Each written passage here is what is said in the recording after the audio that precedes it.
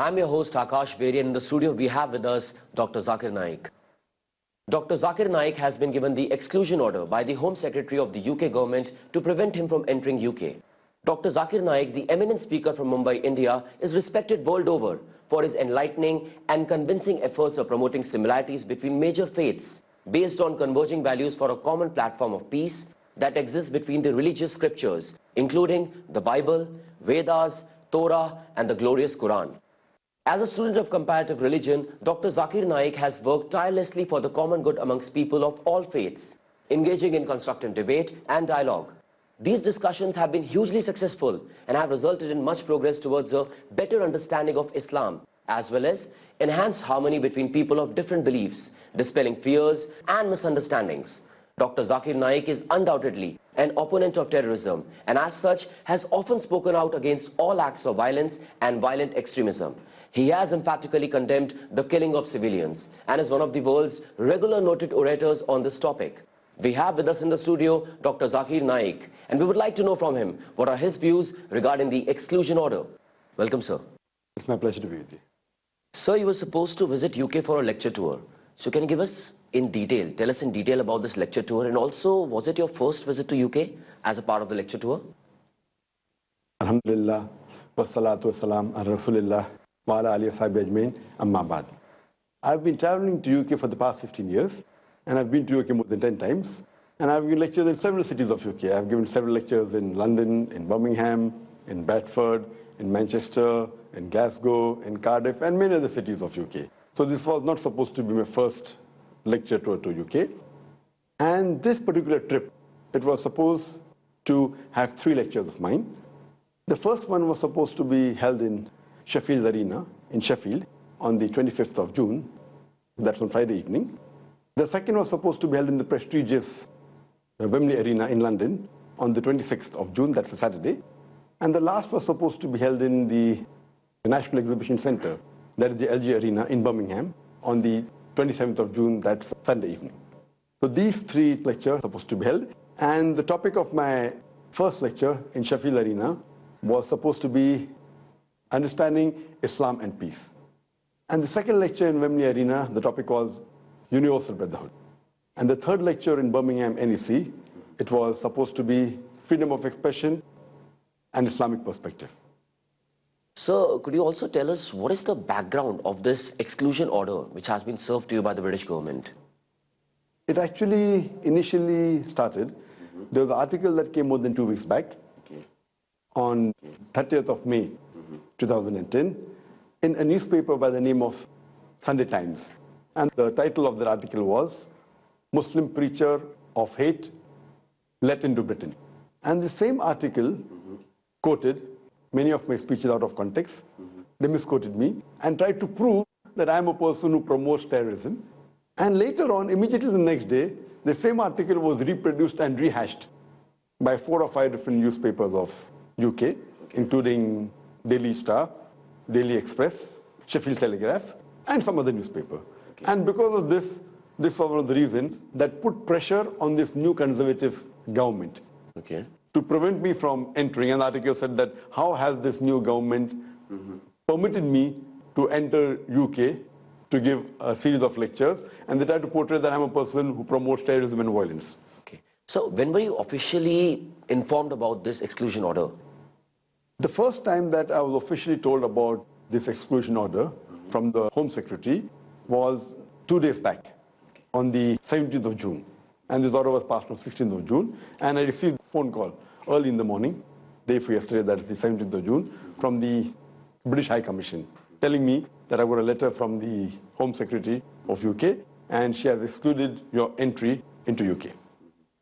And so what do you think are the possible reasons for this exclusion order being given to you, which prevents you from entering UK? I feel that because today Islam is the fastest growing religion in the world. It is the fastest growing religion in the Western countries, including UK.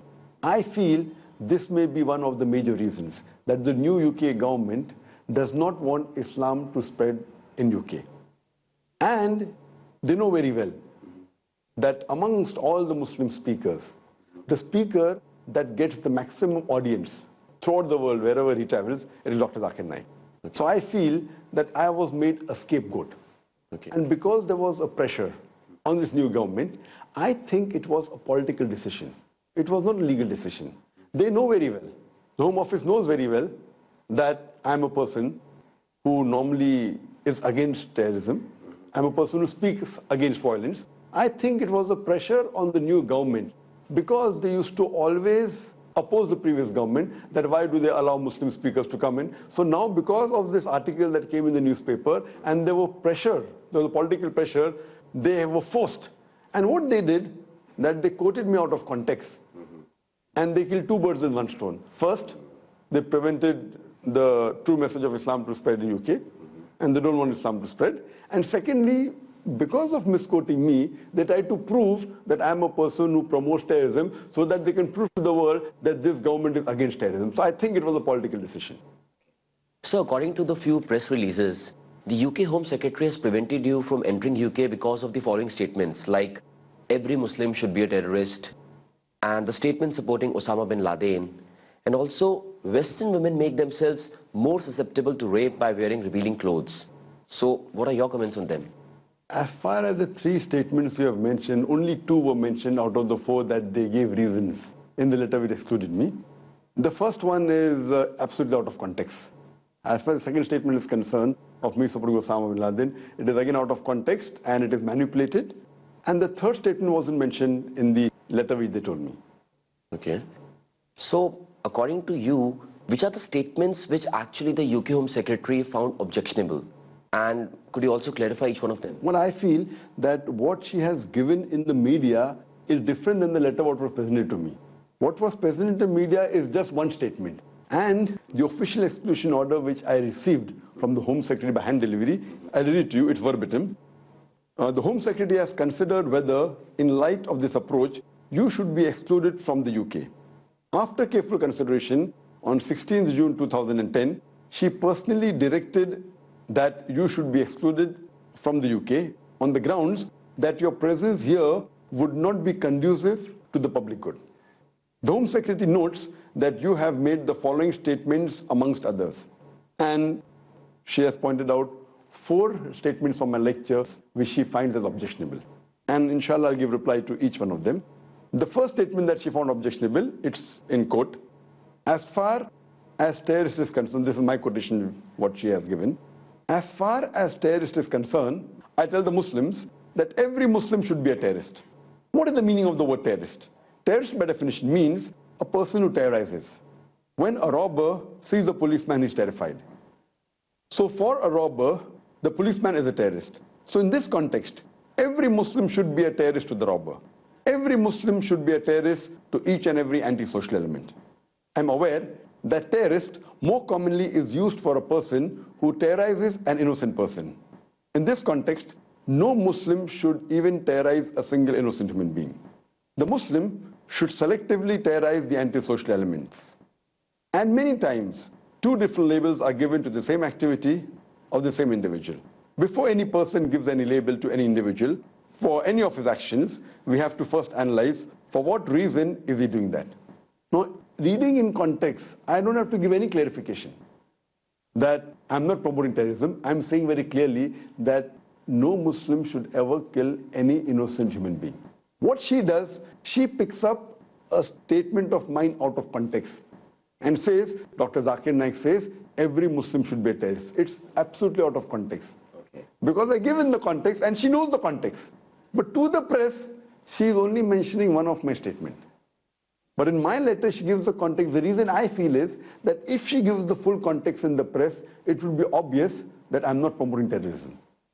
But she knows that I'm going to challenge this exclusion order in the High Court of UK. That's the reason in my letter, she has mentioned the full thing, so she can say that she's not quoting out of context. So if she really was truthful, she should have given the full paragraph what she has written in my letter to the press. Because the paragraph clearly states that terrorist means a person who terrorizes. And in this context, when a robber sees a policeman, he's terrified. So for the robber, the policeman is a terrorist. So in this context, every Muslim should be a terrorist. Whenever a robber sees a Muslim, he should be terrified. whenever robber sees any anti-social element, he should be terrified. And I further go on to clarify that I know more commonly the word terrorist is used for a person who terrorizes an innocent human being. In this context, no Muslim should ever terrorize any innocent human being. I'm very clear. I have to tell the press that she has excluded me from entering UK because I said that no Muslim should even terrorize a single innocent human being. I go to the press and say that she has banned me, she has excluded me from UK because she objected on my one sentence that I said no Muslim should even terrorize a single innocent human being. So what I feel, it's out of context. And there may be people who will say that why do you use such language? See, this is English language. And if you hear my original lecture, it was talking about an article that came in Times of India in 2003, talking about a very famous inspector by the name of Inspector Angre. And the article says that Inspector Angre terrorizes the underworld.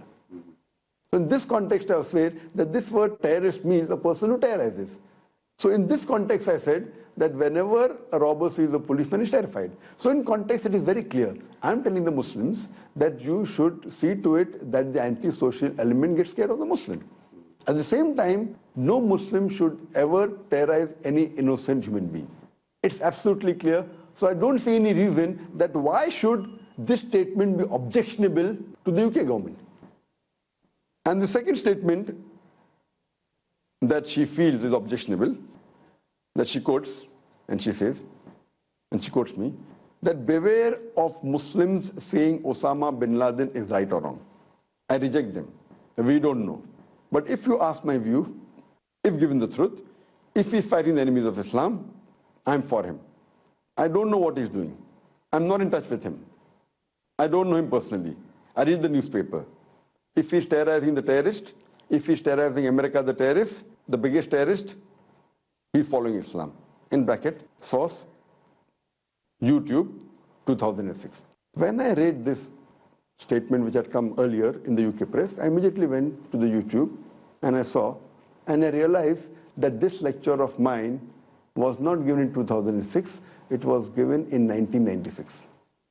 So imagine they are attributing this lecture to 2006, and any normal person, you don't have to be an intelligent CID or belong to Scotland Yard to see that you can easily see that I'm looking 15 years younger. And there you can see my physique and you can see my face. They can easily judge that it's an old video. And this was given in Singapore. And I've never been to Singapore in 2006. This lecture of mine was a lecture given in Singapore in 1996. And it was shot by the local organizers. And later on, some prejudiced group, what they did, they manipulated and they cut paste my lecture and they presented on the YouTube. Now, how can a clipping of YouTube presented by an unknown person without any proof can act as evidence against me? What I say, this clip is manipulated, and irrespective whether it's manipulated or not, this statement of mine that they're shown on YouTube was not given in 2006. It was given in 1996, which was 5 years before 9/11 attack. So how can they attribute this statement? And if you read in context, if this has been mentioned 5 years before, in no way can you attribute this statement to 9/11. And that is the explanation I gave in the press release, that this was manipulated. And this can never be as an evidence, because you cannot take a clipping from YouTube which shows cuts in between. So I feel that this is novice on the part of the UK government to take a clipping from YouTube and then attributing it to 2006 and then saying that I said this and I'm supporting Osama bin Laden. There are many journalists and many people in question and answer session, they ask me, what are my views regarding Osama bin Laden? And I always say that I don't know. I cannot base my views on what BBC and CNN say, because the Quran clearly mentions in Surah Hujurat, chapter number 49, verse number 6, that whenever you get information, you check it up before you pass it on to the third person. I cannot base my views on BBC or CNN, otherwise I'll have to say that he's a terrorist. So therefore, when anyone asks me the question, what are your views regarding Osama bin Laden, I say, I don't know. He's neither my friend, He's neither my enemy. I neither consider him as a terrorist, neither do I consider him like a saint. I'm neutral. I said, I don't know. Just because I say I don't know, that does not mean that I am a supporter of bin Laden. Just because I say I don't know, they can attribute that I am promoting terrorism. It's totally unacceptable. And I would like to ask a simple question to the Home Secretary of UK. That suppose, hypothetically, the UK government arrests bin Laden today. And suppose he's going to have a trial after a few days in the UK High Court. Before the trial takes place, if a journalist or if the Home Secretary, Theresa May, herself asks the judge, who's going to take the trial of Osama bin Laden, what are your views about Osama bin Laden? Is he responsible for 9/11? Is he a terrorist? What will be the reply of that judge? What will he say? But naturally he'll say that let the trial take place.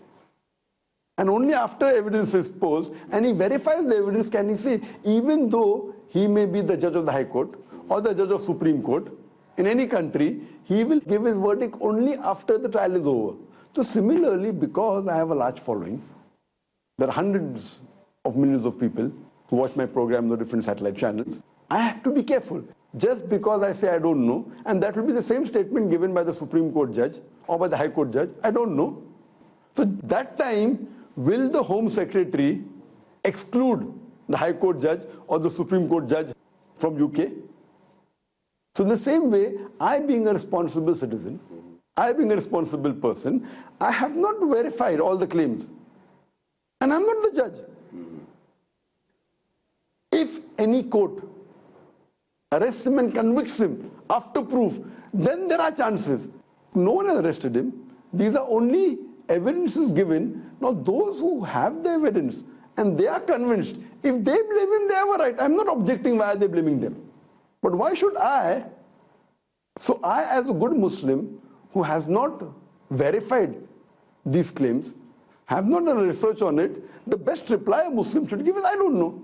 Now, those who have proved, those who are calling, it's different. Similarly, when the High Court judge is asked, he as an intelligent person will say, I don't know, unless he undergoes the trial and verifies the evidences and has a cross-examination, then he can say for sure whether he is innocent or is responsible, whether he is a terrorist or whether he is a saint.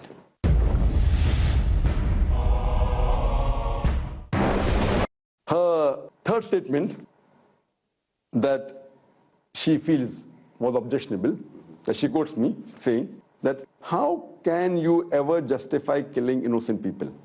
But in the same breath, as condemning those responsible, we must also condemn those responsible for the deaths of thousands of innocent people in Iraq, Afghanistan and Lebanon. In bracket, as reported by the Manchester Evening News, 21st August 2006, as part of a speech you gave, that means I gave, at the Expo Islamia conference in Manchester. Immediately I went to the net and I typed and I went on to the Manchester Evening News, 21st August 2006, and I was shocked.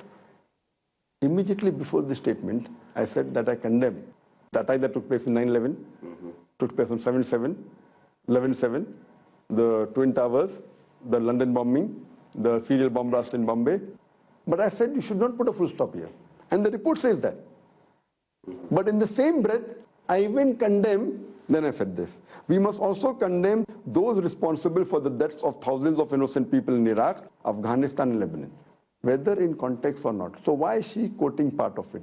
Even if I agree, I only made this statement that we must condemn those responsible for the deaths of thousands of innocent people in Iraq, Afghanistan, Lebanon. Does the UK government does not want me to condemn the innocent people killed in Afghanistan, innocent people killed in Iraq, innocent people killed in Lebanon? She says it is the privilege for a person to enter UK and she has the right to prevent anyone, and I do agree with her. That means if any innocent life is saved in UK, if he's a British national, it's a privilege. And if an innocent UK citizen is killed, then the killer should be condemned. But if thousands of innocent lives are being taken in Afghanistan, in Iraq, in Lebanon, and if I'm condemning the killers, she's objecting. So does it mean that the UK government wants that the innocent people in Afghanistan should be killed, the innocent people in Iraq should be killed, the innocent people in Lebanon should be killed? I don't understand what is objectionable in this statement. Do you find anything objectionable that we must also condemn those responsible for the deaths of thousands of innocent people in Iraq, Afghanistan, and Lebanon? I don't really find what is objectionable. I am 100% condemning any innocent human being killed, whether it be in UK, whether it be in America, whether India, Lebanon, Iraq, Afghanistan, whether it be Muslim, whether it be non-Muslim. The fourth statement that she quoted of mine, which she found objectionable, and I'm quoting, strongest in enmity towards the Muslims are the Jews and the pagans. It, in bracket the Quran, does not say that the Muslims should fight the Jews. The Jews, by nature as a whole, will be against Muslims. There are many Jews who are good to Muslims. But as a whole, the Quran tells us, as a whole, they will be our staunchest enemy. Peace TV, recorded on YouTube. Now, this statement is of mine. And this was in context to a quotation I gave of the Quran, of Surah Ma'idah, chapter number 5, verse number 82, which does say that strongest in enmity towards the believers are the pagans and the Jews. And the closest to the believers are those who say that we are Christians. So in this context, but I further went on to clarify that the Quran does not say that Muslims should fight the Jews. And I further said, there are many Jews who are good to Muslims. But as a whole, the Quran tells us that the Jews will be the staunchest enemy. So this is a verse of the Quran. But I'm going out of the way to say that does not mean that the Muslims should fight the Jew. It does not mean that 100% all the Jews will be against Muslims. So what is wrong in this statement? This is a verse of the Quran. We as Muslims, we believe this is a word of God. And you can see around the world that as a whole, you can see around in the world, whether it be in Israel, whether it be other parts of the world, and the Quran is right in making that statement, that as a whole, the Jews will be against the Muslims. So I want to know that these four statements of mine, what is objectionable? It is absolutely condemning violence and condemning terrorism in unequivocal terms. But what I feel that this was more of a political decision, and the government knows very well, and the world knows that I have given several lectures against terrorism, against violence, and I've quoted the Quran many times. The Quran says in Surah Ma'idah, chapter number 5, verse number 32, that if anyone kills any other human being, whether it be Muslim or non-Muslim, unless it be for murder or for spreading corruption in the land, it is as though he has killed the whole of humanity. And if any person saves any human being, it is as though he has saved the whole of humanity. So in unequivocal terms, I have condemned terrorism several times, and I have been the chief speaker in many of the peace conferences. And I have been called by several heads of states, not only of Muslim governments, even non-Muslim governments. I've met many heads of states. So does the UK government want to tell that all these heads of states and all these intelligence, they are calling a person who promotes terrorism, they're calling a person who promotes violence? Is the UK government giving a message to the world that all the heads of states that meet me regularly, that they are fools? So what message is the UK government giving to the world? And I have traveled to several countries of the world, Muslims and non-Muslims, and I've met many government officials. They call me, they invite me, we have a lunch, we have a dinner, we have a tea. So does the UK government want to give a message that all the other governments are fools and only their intelligence is correct? So sir, after all this has happened to you, what's your further plan of action, immediate plan of action? Our immediate plan of action is that we are going to challenge the exclusion order of the Home Office, done by the Home Secretary, in the UK High Court. We will file a judicial revision. What I believe, I have more faith in the judicial system rather than the politicians. I have more faith in the judicial system of India. I also have faith in the judicial system of UK rather than the politicians. And inshallah, hopefully, in the next few days, in the next week, we have hired a team, a battery of very good solicitors and a battery of lawyers, as well as QCs, known as Queen Counsels.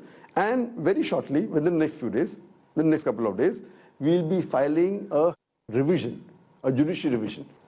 And we'll take the matter to the High Court and we'll challenge the exclusion order of the UK government. And inshallah, this order would be reversed. So you must have received, I'm sure, hundreds of phone calls and emails from the fans throughout the world. So any message for them particularly? All your Yes, fans? you're right that I've received hundreds of phone calls in the past couple of days and thousands of emails from my fans and from different parts of the world. And many of them said that they're sad, they're angry, they want to protest. So I said, even if you want to protest, please see to it that the protest is peaceful. Don't make it violent, otherwise it will spoil the name of Islam. There are many doctors, scholars, lawyers, politicians from different parts of the world. They phoned me and they wrote emails and they said, what can we do? And they are very angry.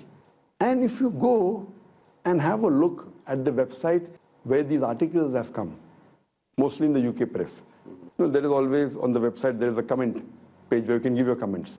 So most of the comments, more than 95%, all of them are saying that what the UK government has done, they totally disagree with it. Because these people have seen me on the television. They said, how could they blame a person who's been speaking against terrorism, who's been speaking against violence for so many years unequivocally? So surely, if the government really goes and reads the comments of all these thousands of people, and what we feel that if there is a protest, it should be peaceful, it should not be violent, and we should express our anger in a peaceful way. That's a great thought, sir. So you believe that this whole exclusion order is a political decision. So any message particularly you would like to give to the UK politicians? Yes, I do think it's a political decision. I may be wrong, I'm a human being, but that's my opinion. So what my message to the politicians of UK, whether they're Muslims or non-Muslims, this is the time of test. Whether do they support the truth or do they support a political decision? So if he is a politician in UK, whether Muslim or non-Muslim, whether belonging to the ruling party or the opposition party, the truth is very evident. It is a test for them that do they support the truth or do they support the political decision so that they secure their seat. Okay. And sir, what about the other politicians, like politicians of India and the rest of the world? What would you like to tell them in particularly? My message to them, and I have received many calls from politicians from India and from other parts of the world, and they said that we will get together and we will give our letter to the UK government saying that what they have done is totally wrong. And the many Indian politicians have phoned me, but naturally, as far as the Indian politicians are concerned, that they should write a letter or a protest against the UK government, knowing that they have called an Indian who has always been speaking against terrorism, against violence, unequivocally. And I also happen to be amongst in the list of the 100 most influential or powerful people in India. They ranked me last year 82 and this year 89th in the list. And last year I was third on the top 10 spiritual gurus, and this year I was on top. So maligning an Indian who speaks against violence and against terrorism, to say that is promoting terrorism, it is an insult for the Indian government. So surely I believe that very shortly the Indian government should write a letter of protest that what they have done is wrong, and they should write a protest that they should reverse the decision of the exclusion of mine to UK. That's a very thoughtful thought. And sir, thank you so much for your time. That was my last question of the evening. And that was Dr. Zakir Naik. And he's pretty much answered all the questions put in front of him. And it's just a waiting game. We wish him all the best. And that's all from the studio. This is Aakash Beri signing off. Thank you so much.